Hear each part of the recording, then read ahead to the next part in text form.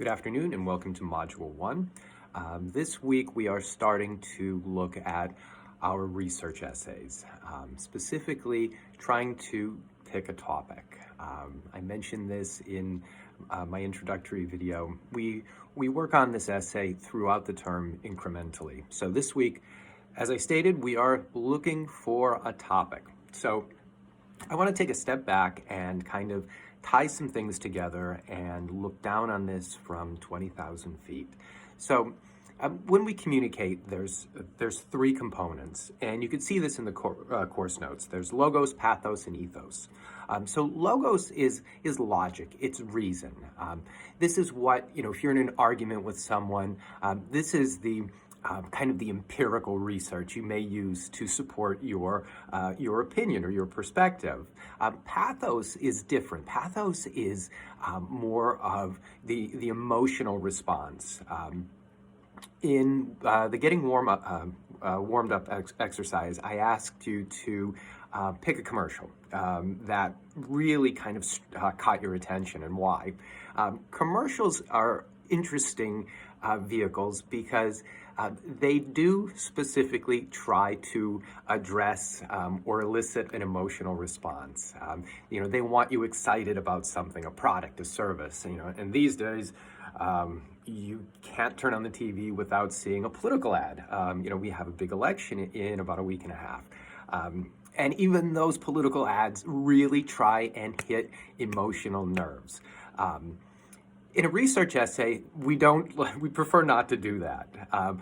And sometimes it's difficult. If you pick a topic that you are energized and emotional about, trying to stay, we'll say, unbiased from an emotional perspective.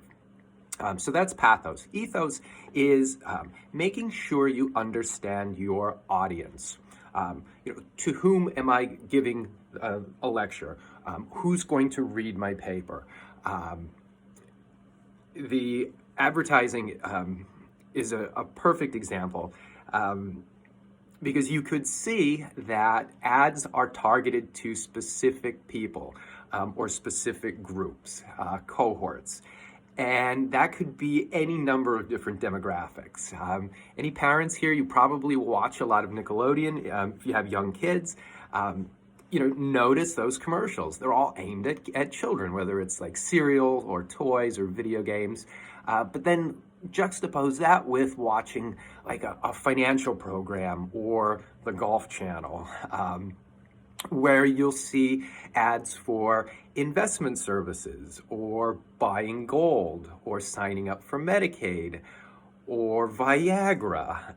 And those commercials are usually a little more formal, a little more serious. And that's all a function of the audience. Those products, those services understand who their target market is and where to find that target market. So that's ethos. Ethos is important for our purposes, because we do need to understand who the audience is. For the most part, it's me, kind of reading your papers, but when we do like peer reviews and we are posting some excerpts from our papers in discussion questions, then your audience is your peers, it's your classmates. So that's something to keep in mind as well. So let's kind of back this up, and how does this apply to our research essays? So picking a topic isn't necessarily the easiest thing to do, because you need to find something that you could support, an idea that you could support with empirical research. The example I usually give is, I'm a runner, and I've never been hit by a car, but I've had a couple of near misses. And most of those near misses were because the drivers of the vehicles failed to use a turn signal and turned and without any indication, and nearly hit me. So how do I turn this into a topic? There are penalties in place. You could get cited, you could get a ticket, pay a fine if you get caught not turning without using a signal. However, I don't think those penalties are sufficient or effective deterrents. So the topic of my paper could be that the existing penalties for not using a turn signal are insufficient and need to be changed. Okay, so I've got a few things going on there. I have a topic, turn signals. I have an opinion, existing laws are not working. And I have a proposal. My proposal is, whoa, we got to change some of these rules, these regulations. Maybe we need to increase the penalties. You know, maybe the first time you get a fine, the second time, I don't know, would suspending the license for 30 days, would that, maybe be effective, be a better deterrent? I'm not sure. So that could be a good topic. And if you notice, I said topic, opinion, proposal. So those three components are necessary because ultimately your objective is to convince the reader that your proposal is better or than what's being used or whatever is being followed, depending upon what your topic is. So use those three components to guide you when you're thinking about a topic. You'll spend a lot of time with this topic over the next 6 weeks. So it is important that it's something that interests you or something that you would like to pursue. You could pick a topic that you don't know anything about and learn as we progress through our research and building the essays from with each of the components. You could pick a topic, perhaps something from your major, from another class, that you are well informed and you do have an opinion. That's entirely up to you. But it does happen where I have students in week 5 and week 6 going, I'm so sick of this topic. And looking back, they wish they had revised it or chosen something that really did interest them. But again, it's important that you don't include that pathos, that emotion. We want this to be empirical. So if you notice the discussion questions and the one of the weekly assignments, really it's kind of brainstorming. It's throwing stuff out there, what might be a good topic. Because it is important that you have something that you could research. So, in my case, if I was doing the turn signals, I can find data about car accidents that were the result of not using a turn signal. AAA, we've all heard of them, the auto, they do towing and all that stuff.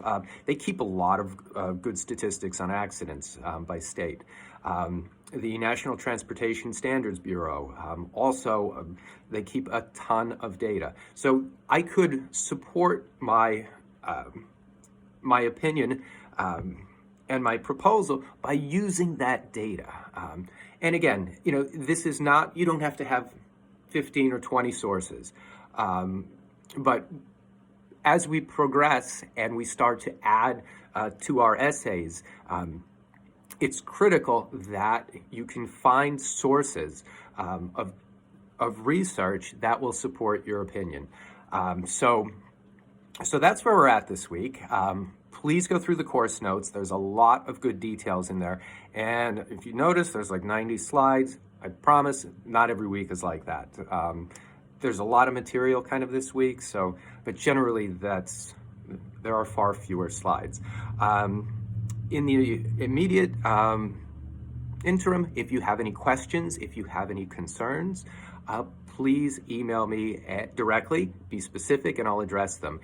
I should have mentioned this in the introductory video, but if through the course of a week, maybe there's an assignment that I receive multiple queries about from 3, 4, 5 different students, generally I will address that with each student, of course, but also include a course announcement because if 4 or 5 students have an issue or are confused, odds are something maybe wasn't clearly explained.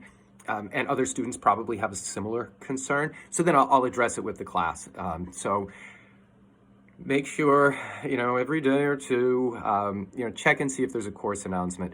even sometimes in the material, if I have a link to an outside source or like an outside quiz or something, sometimes those links like worked yesterday and function fine, and then today I try it and it doesn't, or students do.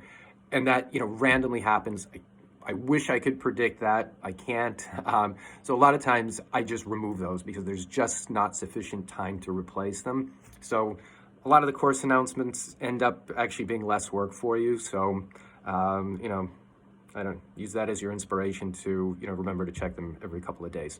So I'm going to leave it there. If you need any guidance or assistance with, your topic, your brainstorming, if you have an idea and you're not entirely sure, email me your idea. I'm absolutely happy to give you feedback on it. Make sure you're going in the right direction, and no problem. So I'll leave it there, and thank you.